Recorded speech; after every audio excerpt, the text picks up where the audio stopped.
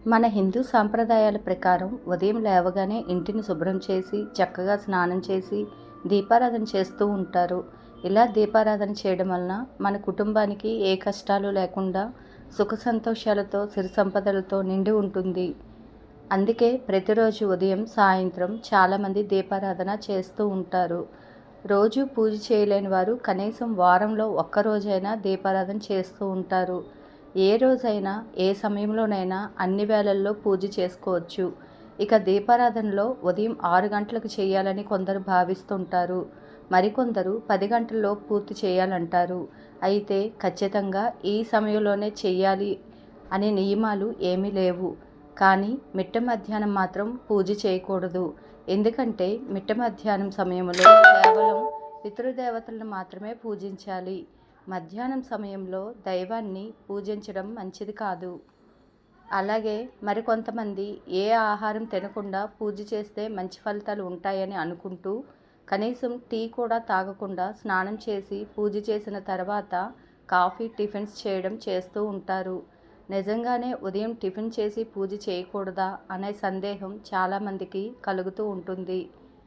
ప్రస్తుత కాలంలో ప్రతి ఒక్కరూ కూడా ఎన్నో రకాల అనారోగ్య సమస్యలతో బాధపడుతూ ఉన్నారు. మధుమేహం వంటి వ్యాధులు ప్రతి ఒక్కరిని వెంటాడుతున్నాయి. ఇలాంటి సమస్యలతో బాధపడేవారు ఉదయం టిఫిన్ చేసిన తర్వాత చక్కగా స్నానం చేసి ఇంట్లో పూజ చేసుకోవచ్చు. ఇందులో ఏ విధమైనటువంటి తప్పు లేదని పండితులు చెబుతున్నారు. వాస్తుశాస్త్రం ప్రకారం ఇంట్లోని పూజ గదిలో వినాయకుని దేవుని ఫోటోలు ఒకటి కంటే ఎక్కువ ఉండకూడదని గుర్తుంచుకోండి. దీనివలన ఇంటి శుభకార్యాల్లో ఆటంకాలు ఏర్పడతాయి. పూజ గదిలో అక్షింతలను ఉంచడం వలన మీ ఇంట్లో సిరి సంపదలకు లోటు ఉండదు. అలాగే మీకు వీలైతే పసుపు కొమ్ములు కూడా పూజ గదిలో ఉంచుకోండి. ఇలా చేస్తే మీ ఇంట్లో డబ్బుకు ఎలాంటి లోటు ఉండదు. మనం చేసే పూజలో నైవేద్యానికి చాలా పవిత్రత ఉంది. నైవేద్యం అంటేనే మన శక్తి కొద్దీ దేవుడికి భక్తిపూర్వకంగా సమర్పించేది. దేవుడికి ఏ నైవేద్యాలు పెడితే మంచి ఫలితం ఉంటుందో ఇప్పుడు తెలుసుకుందాం.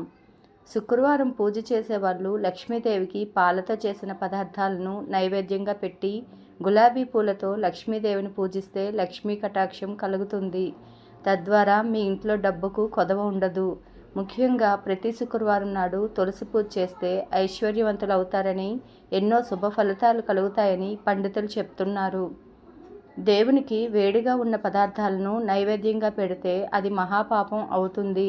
అలా అని చల్లని పదార్థాలు కూడా నైవేద్యానికి పెట్టకూడదు. గోరువెచ్చని పదార్థాలు మాత్రమే దేవుడికి నైవేద్యంగా పెట్టాలి. నైవేద్యంగా పెట్టేటప్పుడు మధ్యలో నీళ్ళని చల్లుతూ ఉండాలి. అరటి పండును దేవుళ్లకు నైవేద్యంగా పెడితే మీ ఇంట్లో ఆర్థిక సమస్యలు ఉండవు. అప్పుల బాధల తొలగిపోతాయి. పటికి బెల్లంను దేవునికి నైవేద్యంగా సమర్పిస్తే మంచి ఆరోగ్యం లభిస్తుంది. శ్రీమంతులు అవుతారని విష్ణు పురాణంలో తెలిపారు. సమాజంలో రాజగౌరవం ప్రాప్తించి గౌరవ ప్రతిష్టలు పొందుతారని విష్ణు పురాణంలో పేర్కొన్నారు.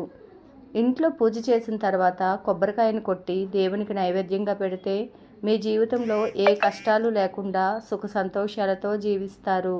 ఇల్లు కట్టుకునే వారికి గృహ నిర్మాణ సమస్యలు ఉండవు. బకాయిలు చెల్లించడానికి కావలసిన సొమ్ము సకాలంలో వస్తుంది. సపోటా పండును దేవునికి నైవేద్యంగా పెడితే వివాహ సంబంధాలు ఖాయమవుతాయి. వివాహం కాని వారికి తొందరగా వివాహం నిత్యం అవుతుంది.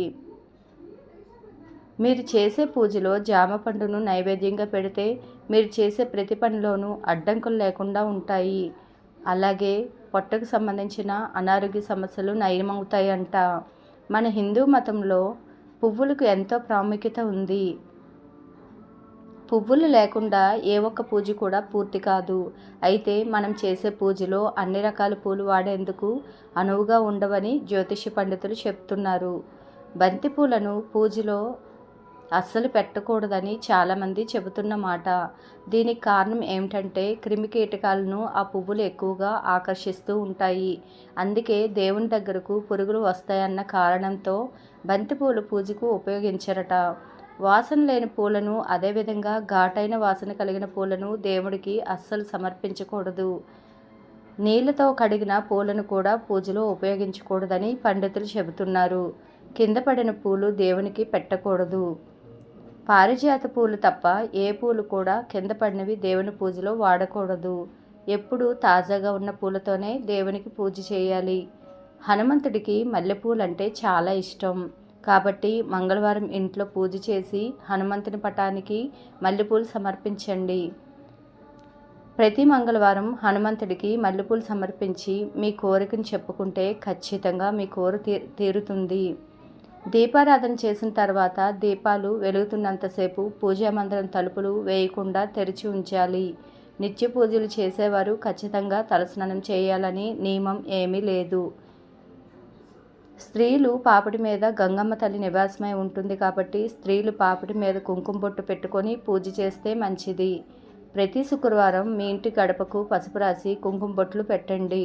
తర్వాత మీ గడపకు 2 పక్కల పసుపు కుంకుమ అద్దిన నిమ్మకాయ బద్దని పెట్టండి. ఇలా చేస్తే పచ్చగా ఉన్న గడపను చూసి లక్ష్మీదేవి మీ ఇంట్లోకి సిరి సంపదలను తీసుకువస్తుంది. శనివారం రోజున మాత్రమే పూజ గదిని శుభ్రం చేసుకోవాలి. పూజ గదిలో విరిగిపోయిన విగ్రహాలు పెట్టకూడదు. వీటి వల్ల పూజతో వచ్చే ఫలితం రాదు. పూజ సమయంలో దీపం కొండెక్కితే చాలామంది అపశకునంగా పరిగణిస్తారు. పూజ సమయంలో దీపం కొండెక్కితే ఓం నమఃశివాయ అని 108 సార్లు జపించి కొత్త దీపం వెలిగించాలి. ప్రతి శుక్రవారం రోజు ఇంట్లో లక్ష్మీదేవికి పూజ చేసి 2 ఎర్ర గాజులను లక్ష్మీదేవి ఫోటో ముందు ఉంచి పూజ చేసిన తర్వాత ఆ గాజులను సుమంగళి స్త్రీలకు ధరిస్తే మీ సౌభాగ్యం వర్ధిల్లుతుంది. అలాగే మీ ఇంట్లో ఐశ్వర్యం పెరుగుతుంది. ప్రతి శుక్రవారం స్త్రీలు ఖచ్చితంగా చేతుల నిండా ఎరుపు మరియు పచ్చరంగు గాజులు వేసుకోవాలి. ఇలా వేసుకోవడం వలన లక్ష్మీదేవి సంతోషించి మీ ఇంట్లో సిరి సంపదలను ప్రసాదిస్తుంది. మీకు కనుక ఈ వీడియో నచ్చినట్లయితే లైక్ చేయండి, షేర్ చేయండి. అలాగే మరెన్నో తెలియని విషయాలు తెలుసుకోవాలంటే నా ఛానల్ సబ్స్క్రైబ్ చేసుకోండి. Please subscribe.